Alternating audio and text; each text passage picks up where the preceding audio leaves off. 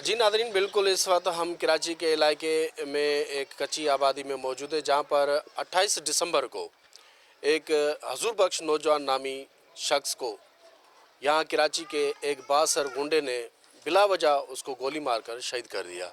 आज उसके लवाकिन पुरअमन एहतजाज करें। आइए उनसे मज़ीद मालूम करते हैं कि इस वाक़े के पीछे क्या हकीकत है।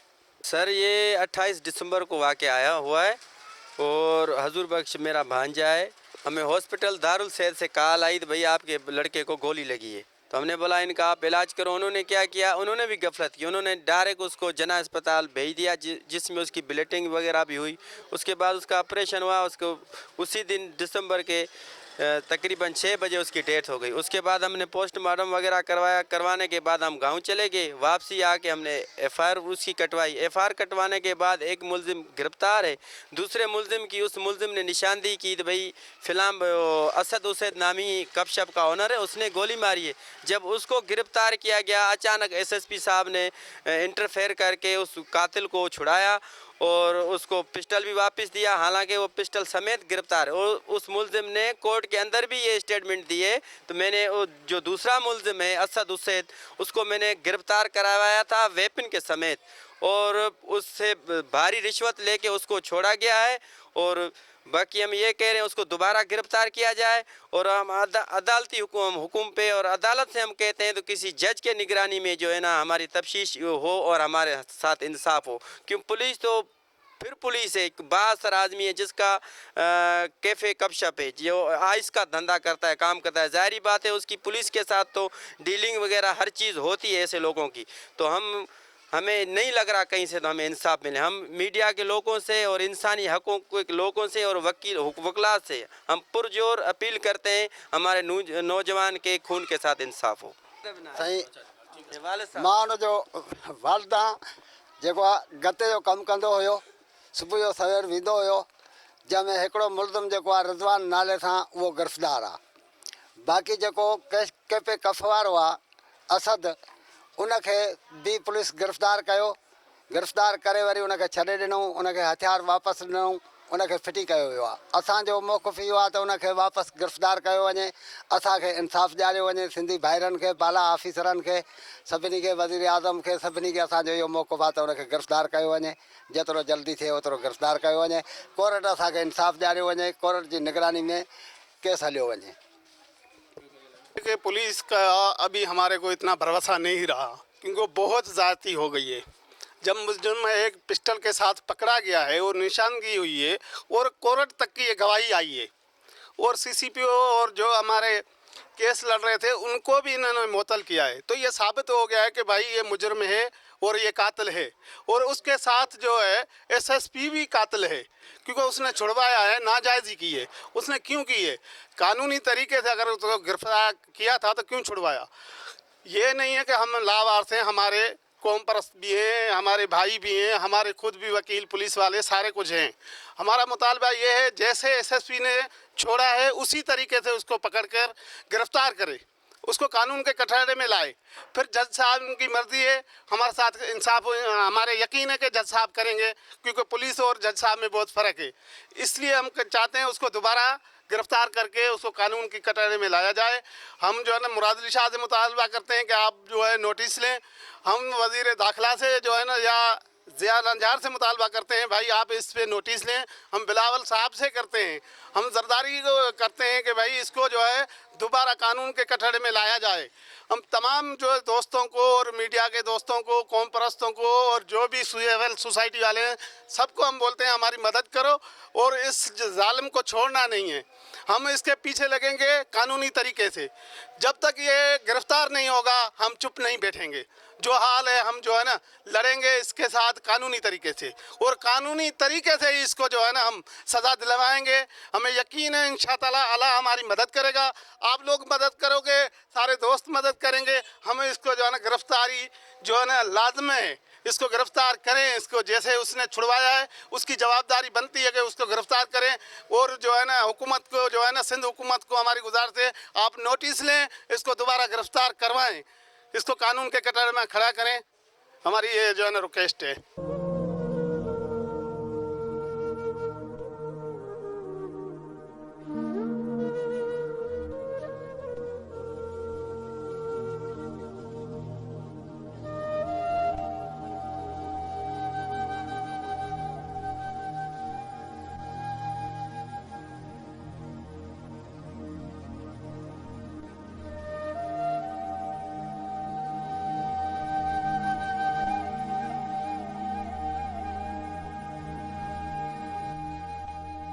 जेके बि आहिनि वस वारा उन्हनि खे असांजी अपील आहे असांजो हक़ु थिए नौजवान असांजो वञी मज़ूरी महिनत वारो मारियो वियो आहे असांखे हक़ु खपे असांजो हक़ु कने हिन पुलिस ते बि असांजो इतबार न रहियो आहे जोके ॿधी आणे मुजरम छॾे था ॾियनि त असांखे उहो को बि इतबार न आहे त असां सां अॻिते बि हक़ु थींदो या न थींदो असांखे हक़ु खपे ॿियो असां ड्रिजूं बि था त असांजे पोयनि बचनि खे मथां को नुक़सानु थिए ऐं असांजे पोयनि बचनि खे ॾे जेको असांजो शहीद थी वियो उन जे लाइ असांखे हक़ु नथो मिली सघे खणी था अचनि ॿधी था अचनि उनखे छॾियो था ॾियनि त बाक़ी असांजा ग़रीब ऐं असां में त एतिरी न आहे जो असां कुझु करे सघूं त वस वारा बि त असांजी का मालिकी कनि असांखे हक़ु ॾियारनि असांखे हक़ु खपे असां हक़ जे लाइ था कयूं त पंहिंजे कानून में अचे असांखे हक़ु ॾियनि ऐं असांजी हेल्प कनि जेके सिंधी भाइर आहिनि जेके बि आहिनि वकील आहिनि जज आहे सिंध गवर्नमेंट असांखे पंहिंजो हक़ु ॾियारे इंसाफ़ ॾियारे असांजे बेदर्दी सां बचो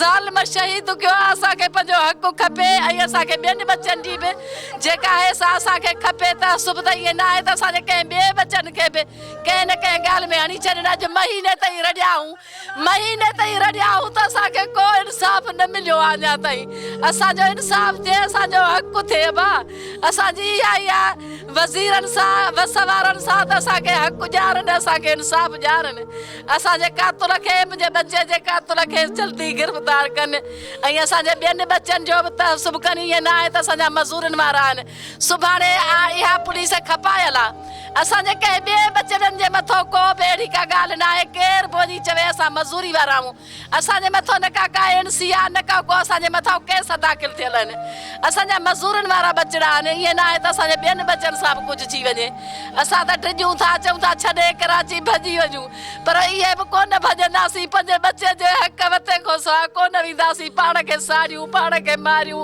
जेसीं असांखे वस वारा पंहिंजो नथा ॾियनि हक़ु वठी तेसीं ताईं त काॾे कोन वेंदासीं हिते ई हू पोइ जेको असांजो नसीबु आहे पर असांजी उमेदु आहे त असांखे हक़ु ॾियारनि बाक़ी पुलिस ते असांजो न आहे हींअर एतबार पुलिस खतल आहे बा पुलिस सौदा थी करे न जॾहिं आंदल आड़े करे उनखे छॾियो अथनि त भला कानून में त आणनि सा न भले असां ताईं कुझु ज़ाहिर कनि पर कनि हा न महीने ताईं त असां त कुझु ज़ाहिर न कयो अथनि त असांजो बचो बेगुनाह हुननि कुठो आहे बेगुनाह शहीद कयो आहे असांखे हक़ु खपे बा असांखे हक़ु खपे महिरबानी कयो तव्हांजी बि असां ते थोरा आहिनि जो अचो था असां खां पुछो था असांजे दिलि दर्द खणो था तव्हांजी बि असां ते महिरबानी आहे बा मामा छा ॻाल्हायां मुंहिंजो शहज़ादो पुटु मूंखां चुनो हिन जी ज़िंदगी हिन कातिल चुनी अवाम जो मूंखे हिन जो इंसाफ़ सभई सिंधी भाइर जेका बि अपील सभिनि सिंधियुनि भाइरनि खे हुकूमत खे सभिनि खे आहे त जेको बेदर्दी सां क़तल कयो वियो उनजो को इंसाफ़ कोन्हे महीनो गुज़री वियो आहे को इंसाफ़ असांखे नथो मिले छा असां हिन धरती जे रहण वारा न आहियूं असां हिन धरती जी पैदाइश न आहियूं असां ग़रीबनि मज़लूमनि सां हेॾो ज़ुल्म थो थिए को असांजे हक़ में आवाज़ नथो करे को असांखे हक़ु नथो ॾियाराए हेॾे शहज़ादा अॼु मुंहिंजो कुटो आहे कल्ह सुभाणे खे ॿिए जो कुसे हीअ शहज़ादा ईअं ई कुसंदा वेंदा भाई मुंहिंजो त कुटो पर हीअ इंसाफ़ जे अॼु मूंखे न मिलियो त अॼु का ॿी माउ ईअं ई रहंदी जे अॼु मां थी रहां अॼु जे मां थी पंहिंजे पुट खे यादि कयां हर माउ ईअं ई पंहिंजे पुट खे यादि कंदी हर माउ सां ईअं ई ज़ुल्म थींदो मां नथी चाहियां जेको मूं सां ज़ुल्म थियो आहे कंहिं ॿी माउ सां न थिए अहिड़ो वरी को कातिल पैदा न थिए जो असांजा अहिड़ा घोट अहिड़ा शहज़ादा कुसनि अहिड़ा असांजा शीअ था कुसनि जीअं असांजे पंहिंजे शीअ असांजा पाले जवान करे उन्हनि खे असां महिनत सां क़ाबिल था बणायूं उहे असांजा कुटा था वञनि पुट हिन जो इंसाफ़ हर माउ खे मिले अॼु मां इंसाफ़ थी घुरां सुभाणे खां ॿी मां इंसाफ़ घुरे त हीअ मूं सां थियो आहे कंहिं ॿिए माण्हू सां इहो ज़ुल्म न थिए इन लाइ मूंखे सभिनि भाइरनि खे सिंधी भाइरनि खे असांजी सिंध हुकूमत खे हर माण्हू खे मुंहिंजो सुवालु आहे त हीअ मूंखे अॼु इंसाफ़ मिले थो त सुभाणे खां ॿी बि उमेद रखंदी अॼु जे मूंखे इंसाफ़ नथो मिले त हर माउ उमेद हारे वेंदी इहा उमेद कंहिं माउ खे न मिलंदी कंहिं माउ खे न मिलंदी जी बिल्कुल आपने सुना कि लवाकिन का यही कहना था कि हजूर बख्श चांडियो को गुलिस्तान जोहर थाने की हदूद में चलने वाला एक शीशा बार कैफ़े उसके मालिक ने बिला वजह उनको कत्ल करके शहीद कर दिया। लवाकिन का बाला इदारों से DG rangers IG Sindh governor Sindh, वज़ीर आला सिंध व दीगर अमलदारों ने उन्होंने अपील की है कि हमें तहफ़्फ़ुज़ और इंसाफ फराम किया जाए और कातिल को कानून के कटड़े में लाया जाए ताकि हमें इंसाफ फराम हो सके। कैमरामैन राना जानजेब के साथ बागी सागर पंवार, BTN न्यूज़, कराची।